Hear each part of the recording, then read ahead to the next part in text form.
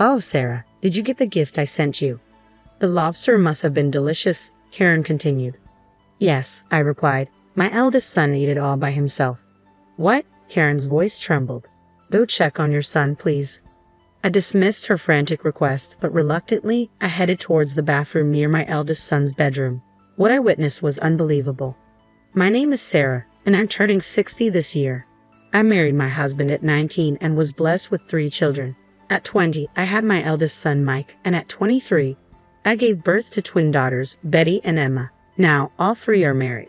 My eldest daughter lives far away in Spain. It was lonely when she left, but my younger daughter moved to the next town after getting married and now lives in an apartment near her in-laws. My eldest son's family has been living with us. It's a blessing to have them nearby. In this rural area, it's common for families to live with their eldest son, and multi-generational households aren't rare. The tradition of passing down the family home to the eldest son is still strong here. Naturally, we plan to hand our house over to Mike. My husband owns several properties. We have a decent passive income. We live modestly and happily, avoiding luxuries but affording gifts for our grandchildren. My eldest daughter, though far away, always appreciates the gifts I send. She had a boy and a girl a few years ago, and we often video chat to keep in touch. My younger daughter has a big family with 3 boys and a girl. She works, but her eldest recently started playing soccer, keeping her particularly busy. Sometimes we take care of her children at our house. My eldest son and his wife have a boy too.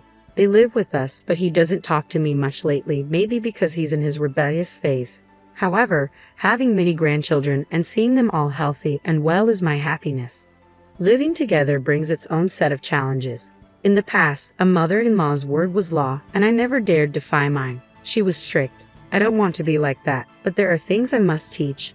Living here in the countryside requires a minimum level of community and family interaction that my eldest son needs to know, or he'll struggle. That's why I asked Karen, my daughter-in-law, to help with things like arranging Christmas cards and gifts for Christmas and Thanksgiving. Since we own properties and my eldest son is set to inherit them, these relationships are very important. I often tell him this, but he responds with, "You're so annoying. Leave me alone," and seems to dislike me and my husband, who supports me. When I talk to Karen, she doesn't want to help either. For Thanksgiving, she'd say she's traveling with friends and leave the house, and for Christmas, she'd go to her parents' house from mid-November through the New Year's holidays. I never tell her not to go. In fact, I think she should visit her parents. But such a long holiday break is unheard of, especially since Karen's parents live in the same city, just in a neighboring school district. They could meet anytime, not just during the holidays. So while I'm dissatisfied with her long visits home, I end up doing the end-of-the-year cleaning of our large house all by myself. Seeing my struggle, my younger daughter and her children started helping out a few years ago, which has been a relief. But I really think it's Karen's responsibility, as she lives here. I've mentioned it to my eldest son, but he doesn't seem to say anything to Karen, and being busy with work, he doesn't help either. In contrast, my younger daughter helps with arranging presents and making Christmas cards even on her precious days off. She's truly a godsend. I've had my reservations about Karen's behavior in everyday life. She's a stay-at-home mom, is home every day. She drives the grandkids to and from school and tutoring, but she doesn't do housework. She barely manages their laundry and never touches ours. I compromised, thinking it was okay as long as they handled their own laundry. After all, family or not, we're still individuals. I thought it would be great if we could just take care of our own chores. However, Karen often says, "Sarah, I'm leaving the laundry here," dumping muddy clothes or items needing hand washing into our basket as if expecting me to do it.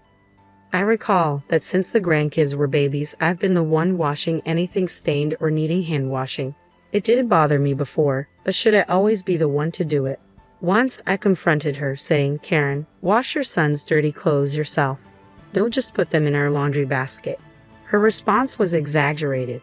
"Of course, I'll do it when I can, but a little help would be nice, wouldn't it?"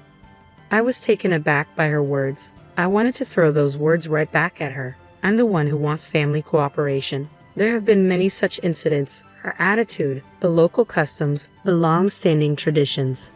I think they're the cause, and I understand why she might dislike them. Being family doesn't mean you don't need to be considerate. That's why I've always tried to be accommodating towards Karen. I've never forced her to attend gatherings. I've done what I can myself. Karen may be a she is, but there's no doubt she supports my eldest son and is devoted to the grandchild. We've managed to live together for over 10 years by finding a middle ground. And now, we're in December again. Today is my 60th birthday, but there's no celebratory mood. Just as busy as every year. Karen went to her parents' house about a half a month ago. In the evening, thinking I'd like something nice for my birthday dinner, I came home to a quiet house. I heard the front door open. "Oh, Mike, you're early." It was my eldest son, home from work earlier than usual. He handed me a large package. "Here, for your 60th celebration," he said. The bag was from a department store. I was surprised. My husband rarely responds properly when I talk to him, and today was no different. No happy birthday from him. But the fact that Mike thought enough to celebrate touched me deeply. "Thank you, I'm so happy," I said. Mike gruffly acknowledged my thanks, then changed his clothes and left the room. My husband peeked in. "What's that?" he asked. "Just something," I replied. I went back to the dining room and opened the package. The moment I saw what was inside, I froze. "Quite a fancy lobster," my husband remarked with a wry smile. He knows I have a shellfish allergy, though it's not severe. Just some itching if I eat it. My eldest son should know too. But it's not an issue for cooking. He always loved lobster, so it's often been on our table. I only avoid eating it, so maybe he forgot. I felt a bit disappointed, but mostly, I was happy. With that in mind, I set the lobster on the table, which instantly looked lavish. I made a simple meal with some frozen mackerel I had. My eldest son returned after showering, and my husband then headed to the bathroom. "Such a magnificent lobster. Thank you," I called out to Mike from the kitchen. "Yeah," he replied shortly, then looked away and sat down at the dining table. "Let's all eat together." My son started eating without responding further. He's always been gruff and quiet, but it seems to have gotten worse since he got married. Maybe he doesn't like how I talk to Karen, so I've been keeping my distance from him lately. But seeing his eyes light up at the sight of the lobster was just like when he was a child. I was happy, hoping for a family meal just between us today. My husband returned, and both of us sat down at the table. However, I was shocked to see that the lobster was just a shell. "Where's the lobster?" I asked my son. "I ate it." "You're allergic, Mom," he said nonchalantly. Stunned, my husband spoke up. "What do you mean you sent her lobster knowing she can't eat it? It's better than nothing, right?" My son replied without a hint of remorse. Feeling pathetic for being happy and saddened by my son's actions, I quietly finished my meal and retreated to my room. What's the big deal? Turning 60 isn't special. If I can enjoy it, that's all that matters, my son said dismissively. My husband scolded him, but I couldn't make out the words. After calming down, I came out of my room. My husband and son were still in a tense mood. "I'll thank Karen for you. She prepared it, after all," my son told me amidst the tension. "Why should Sarah thank Karen?" my husband yelled. "Enough, Henry. It's my fault for being happy about it," I said. My son, showing anger, left the dining room. Feeling sorry for my husband, who looked at me with pity, I silently started cleaning up. Then I showered and went to the bedroom alone, leaving my husband behind. Entering the bedroom, I saw a missed call on my phone. It was Karen. It was late, but maybe she needed something, so I called her back. "Hello, Karen." "Ah, Sarah, did you get the gift?" she asked. "Yes," I responded briefly to her question. "Was the lobster delicious?" I replied to Karen. "The thing is, I have a mild allergy to shellfish." Mike ate it all by himself. "What?" Karen's voice trembled. Then she suddenly sounded panicked. "Where is he now?" "I don't know, maybe in his room. It's been quite a situation." She sounded distraught. "Please, go check on him." "I won't," I refuse. "He'll come out if he feels remorseful." "It's not about that," Karen sounded frantic. "Just go quickly." Reluctantly, I headed to my eldest son in his wife's bedroom. It had been a while since he went to bed, and I assumed he was asleep. I knocked and called out, "Mike, are you sleeping?" There was no answer. "Seems he's asleep," I said to Karen, who was still on the phone. "I'll be right back," Karen said before hanging up. What was that about? I was about to return to my bedroom when it happened. "Mom," a pained voice called out, making me look up. "Mike." The voice was coming from the bathroom at the back of the second floor. The door was wide open, and I could see half of Mike's figure. "What's wrong?" I couldn't help but raise my voice. "Call an ambulance." Hearing my eldest son's pained voice, I called my husband and immediately phoned for an ambulance. I felt responsible. Honestly, that's what I thought. He must have caused himself gastroenteritis from overeating. After eating the lobster, he had even finished all the rice long after I had left the room. I got into the ambulance with Mike while my husband followed in the car. Despite it being night, the hospital examined him right away. Karen called, and when I told her we were heading to the hospital, she hurried over. Mike, she called out as she burst into his hospital room. For now, he was on an IV drip, going back and forth between the toilet and the bed, but the doctor said his symptoms should settle down with time. I left our son in Karen's care and returned home with my husband. It's overeating, his own fault, Henry said, echoing my thoughts. With Karen by Mike's side, there seemed to be no need to worry. We rested easy that night and went back to the hospital the next day. Food poisoning, the doctor informed us the next day. It seemed it wasn't just overeating after all. When asked if anything came to mind, I said we did eat mackerel yesterday. Mackerel? It could be anisakis. His symptoms have settled, so we can perform an endoscopy, the doctor suggested. That would be best. We need to know the cause. I agreed, but the mackerel had been frozen and thoroughly cooked. I couldn't imagine it harboring anisakis. As I pondered this, the doctor explained the situation to Mike. He agreed to the endoscopy and changed into the examination gown provided by the nurse. The hospital room was now just me, my husband, my son, and my grandson Tom. Today happened to be a Saturday. My grandson, who was off from school, had come from Karen's parents' house early this morning. It's all because of the meal Mom made, my son said, glaring at me. I had no words to respond. Though not intentional, I felt responsible. Why are you changing? Karen, who had just returned, asked. Come to think of it, I hadn't seen her for a while. She must have been in the bathroom. I explained what the doctor had told me. Is he okay to have an endoscopy when he's feeling this sick? Karen voiced her concern. I'm in pain too and would rather not do it, but the symptoms aren't going away. It might be anisakis causing peritonitis. If it gets worse, it could even lead to surgery. And it's all because of Mom, my eldest son said, his voice filled with frustration. Hearing his words, Karen also looked at me. But that mackerel was frozen.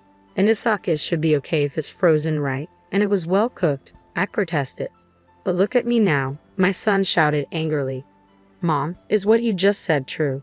Asked the nurse who entered the room. It was a relief to see her. It was my daughter Emma, who worked at this hospital. We had informed the hospital yesterday that we were Emma's family. Having come to work, Emma must have heard from someone and come to check on us. Good morning, I greeted my daughter. But is it true about the mackerel being frozen? Emma asked. It's true. It was properly frozen, I confirmed. Upon hearing this, Emma hurried out of the room. Shortly after, the doctor returned and asked for confirmation. Sarah, I heard the mackerel was frozen. Is that true? I nodded. Then the likelihood of anisakis is extremely low. Anisakis are fine if frozen. Eating that wouldn't cause food poisoning. Did you eat anything else that might be of concern? The doctor asked. His words made me ponder. I had thought it was all because of the mackerel I cooked. I thought again. Yesterday, we had mackerel soup and sautéed spinach. My husband and I ate it too, but we feel fine. Then I remembered something.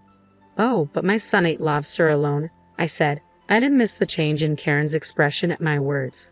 Come to think of it, Karen had been disturbed the moment I mentioned yesterday that my eldest son had eaten lobster. She was the one who had urged me to go to the bedroom in a hurry. Thanks to her, I found my son in bad shape in the bathroom. Karen, do you know something? I asked, my eyes narrowing in suspicion. I asked, my voice stern. Karen stiffened. Karen, my son also called out to her. Karen fell silent. At that moment, their son Tom stopped playing his game and said, Is that the lobster Mom bought a month ago? A month ago, my eldest son, my husband, and I all turned our gaze to our grandson. Yeah, the one I've been keeping in my room for a month. I took it with me when I went back to Grandpa's house yesterday and gave it to Dad, Tom explained. His words made me turn pale. My eldest son questioned Karen. What do you mean? Wasn't it bought yesterday? Karen began to speak. So what? You're the one who said you'd send lobster for her 60th birthday celebration. That's why I bought it when it was cheap. What's wrong with that? Why were you hiding it in Tom's room? My eldest son yelled. You said Sarah was being annoying and it was just to irritate her. I thought a little stomach pain would do. I wouldn't eat something I'm allergic to just to spite her. I said, my voice trembling with disbelief. Listening to their argument, my husband seemed completely enraged. Both of you were to blame. Apologized to Sarah. My husband's yelling echoed in the hospital room. I calmed him down. It was clear that both had acted with malice. We can't keep them in our house anymore, I declared. They stopped their arguing. I'm sorry, I went too far, my eldest son apologized, confused by my calm demeanor. Right, I can't even think of you as my son anymore. Leave the house once you're discharged, my husband added firmly. Please wait, Henry. I'm really sorry, Karen collapsed on the spot. In the end, Mom was fine, so please forgive us, my son said, trying to gauge our reaction, but forgiveness was not in my heart. Take care, then, I said. That was all, and we left the hospital, leaving the two behind. According to my daughter, they continued to blame each other after we left. Mike, Karen, calm down, Emma tried to soothe them, but the fight didn't stop. Tom, fed up with his parents, returned to our house first. I hadn't even noticed his return since he went straight to his room. The atmosphere between Karen and my son remained hostile even after his discharge. Karen stopped washing my son's clothes, and of course, I had no intention of doing it either. Eventually, they got divorced. Karen left our house with Tom. She had often stayed away for long periods and was absent when needed. I had been considerate all this time, but somehow, I felt relieved. Let's live together happily like before, my eldest son suggested. But my husband got furious again and finally kicked him out of the house. We transferred the ownership of our properties and house to our eldest and second daughters. Although there was a gift tax, my husband laughed, saying it was better than leaving it to someone we disliked. The husbands of our daughters thanked us and they redid the celebration for my 60th birthday. At that time, our eldest daughter came back from Spain to our house after several years, and we all had a great time. Seeing her grandchildren's smiling faces, I was truly happy. Later, our second daughter's family moved from their apartment to our house. Their apartment was our property too, and we transferred its ownership to her, generating rental income. Our eldest daughter was overjoyed, saying that thanks to the property she inherited, the whole family could visit us several times a year. Spending time with our real daughters was effortless and very relaxing. The family grew larger, and my husband seemed happy. Although I sometimes had to be careful around my second daughter's husband, he was a kind man who always looked after us. Honestly, I still can't forgive my eldest son and my ex-daughter-in-law, nor do I intend to in the future. But my eldest daughter taught me something. There's a Spanish proverb, living well is the best revenge. Don't you think it's a good saying? Betty said with a smile. Yes, it is, I smiled back. If there's any revenge to be had, it's for my husband and me to live happily.